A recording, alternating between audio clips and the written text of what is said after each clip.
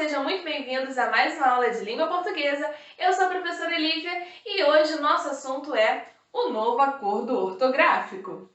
Pessoal, primeiro de tudo, eu vou explicar por que existiu aí esse novo acordo ortográfico. Bem, ele foi criado já tem bastante tempo. Começou a ser usado de fato a partir de 2010, mas ainda assim nós ainda sentimos alguma dificuldade no uso desse acordo aí, que nem é tão novo assim mais, né? Bem, o que acontece? No mundo existem diversos países falantes da língua portuguesa e, por esse motivo, sentiu-se a necessidade de unificar a gramática e a ortografia desses países, já que a fala ela vai continuar diferente, né? Visto que cada país tem o seu sotaque. Inclusive, cada região dentro do país tem o seu sotaque. Mas a gramática ela precisa ser igual para todos eles, assim como a ortografia também deve ser igual. Então, alguns acentos, algumas formas de escrita, como o hífen, sofreram algumas mudanças para que todos os países entrassem em um acordo, um novo acordo ortográfico, e passassem a escrever da mesma forma. Certinho até aí? Então, bora ver o que mudou? É muito simples. Começando pelo acento circunflexo. Aquele nosso chapeuzinho do vovô, né? Nós não usamos mais o acento circunflexo em hiatos. O que é um hiato? Vamos relembrar? Hiato é quando eu tenho duas vogais juntas no som. Porém, quando eu separo as sílabas, elas se separam também. Nos hiatos, o e em. Então, vou. Se eu separar essa sílaba, eu vou ter se eu separar a sílaba dessa palavra, eu vou ter duas sílabas. Vou, o. Então, eu tenho um hiato. Duas vogais juntas que se separam na separação de sílabas.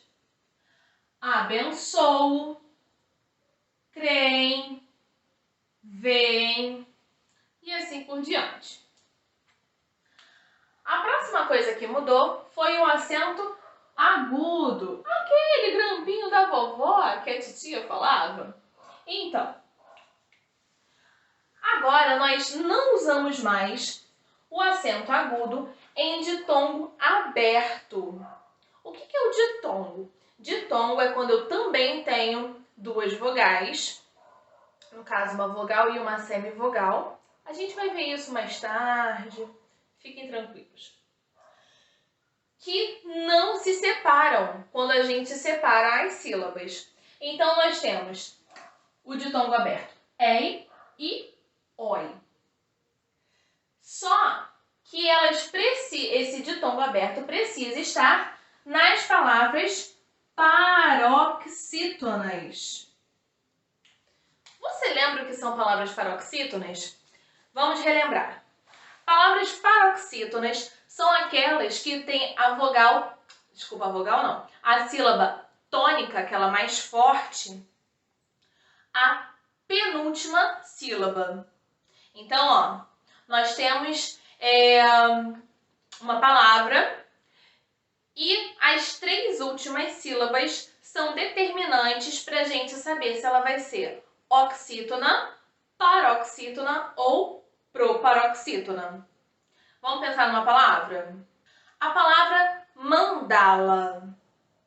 Pensa aí na palavra mandala. Apesar dela não ser acentuada, a sílaba mais forte é a penúltima sílaba, ó. Mandala. Eu tenho três sílabas. A mais forte é mandala. Então, a mais forte é a penúltima sílaba. Por isso, é uma palavra paroxítona. Agora, quando essas palavras paroxítonas, elas têm na penúltima sílaba um ditongo crescente, aí nesse caso eu não utilizo acento agudo. Vamos dar uma olhadinha. Ideia, colmeia, jiboia, joia. Todas essas palavras, antigamente, nós utilizávamos acento agudo e agora nós não utilizamos mais. Na verdade, esse acordo ortográfico veio até a facilitar a nossa vida, né?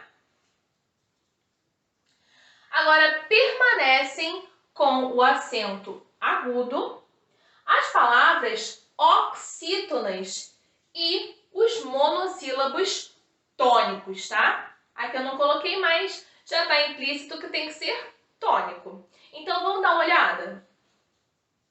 Palavras oxítonas. Só para a gente relembrar. Se as paroxítonas têm a penúltima sílaba mais forte, as oxítonas têm a última sílaba mais forte. Então, a última sílaba é a tônica, é a forte, certo?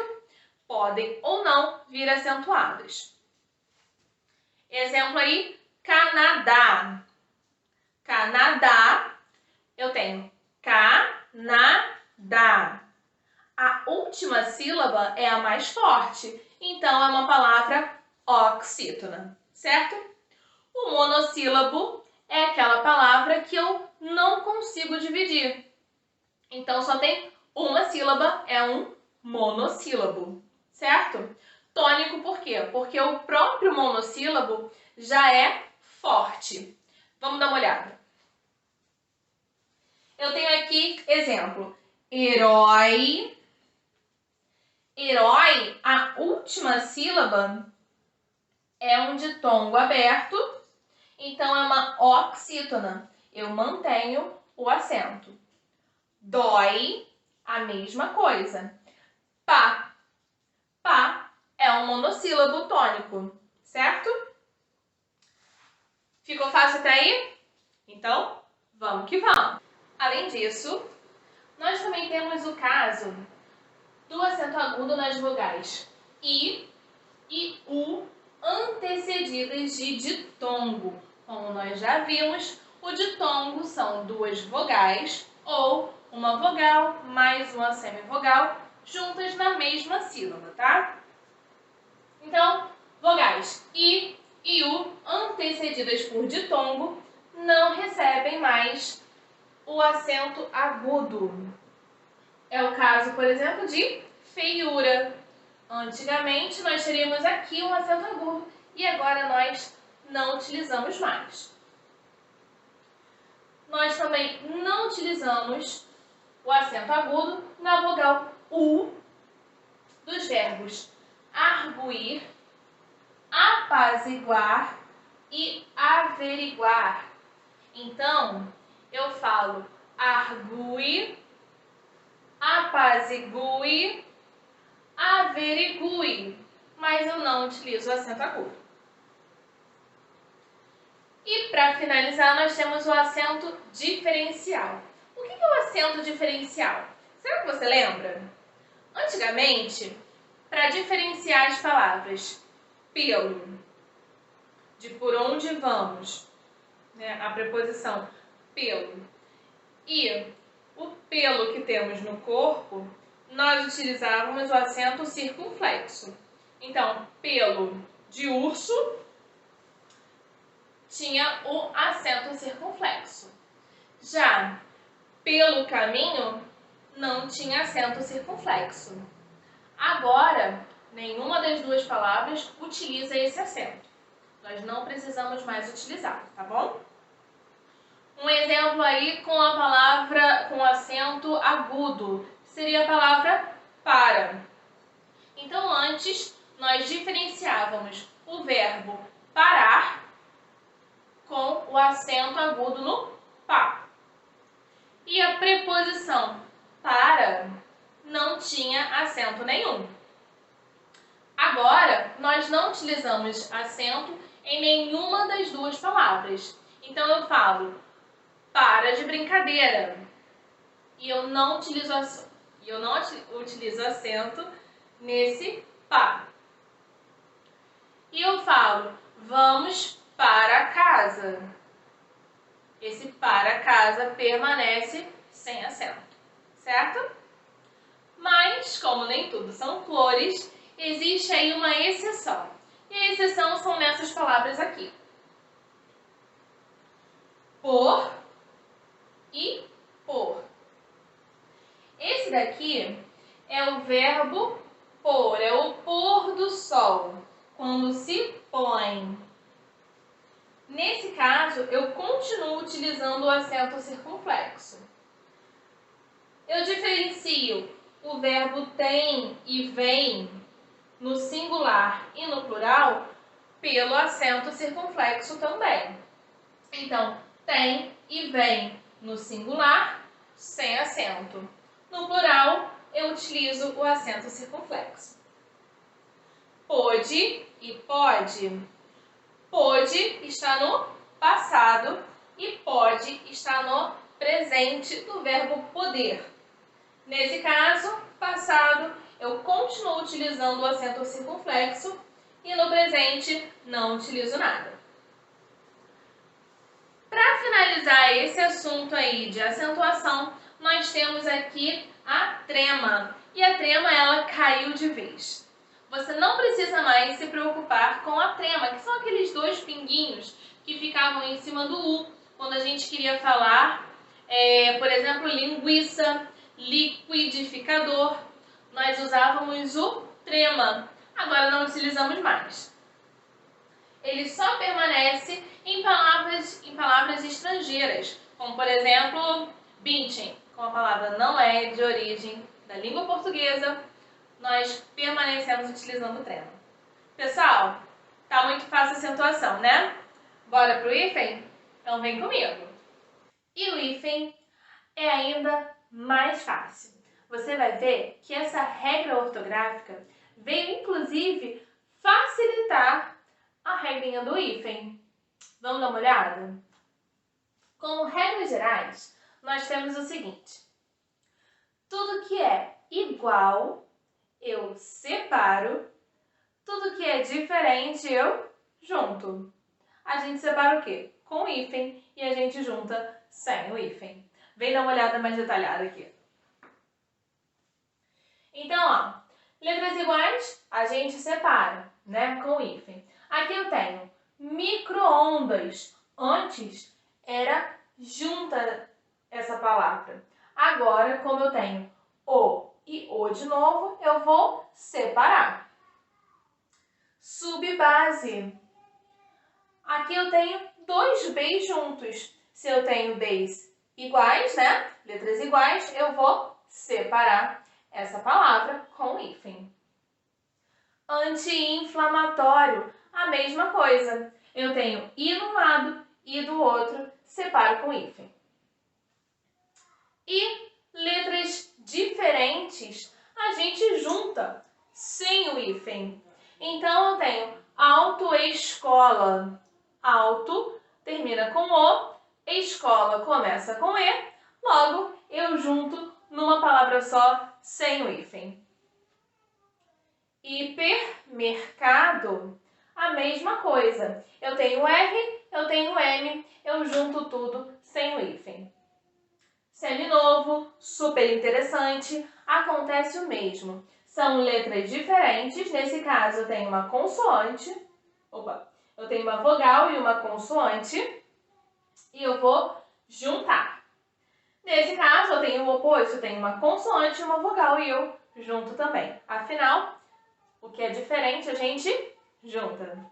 Vamos ver o restante.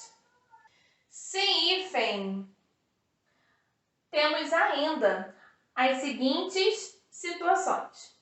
Vogal mais letras R ou S. O que nós fazemos? Nós juntamos a palavra e dobramos o R ou S. Então, eu tenho as palavras antissocial, eu dobro o S e fica aqui com dois S's. Tudo uma palavra só.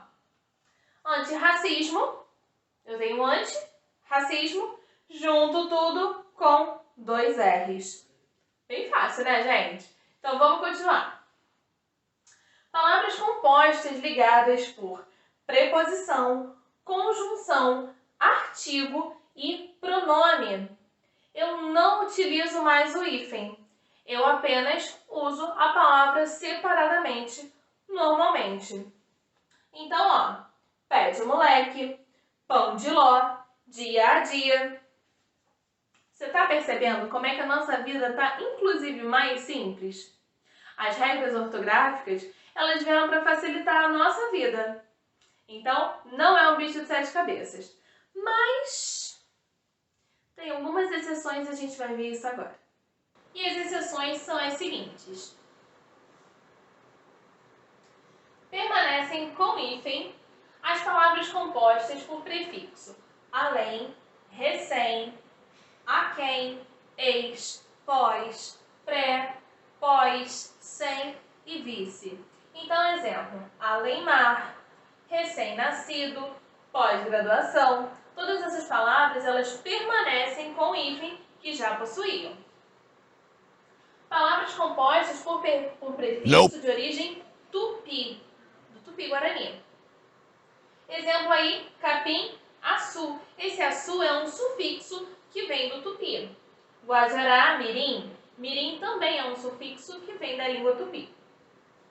E palavras compostas que dão nomes a animais ou plantas. E aí, mesmo que ela seja entreposta aí por preposição, artigo, pronome, nesse caso o hífen permanece, pois esses nomes passaram a ser nomes próprios, tá? Então, o exemplo aí é o bem-te-vi.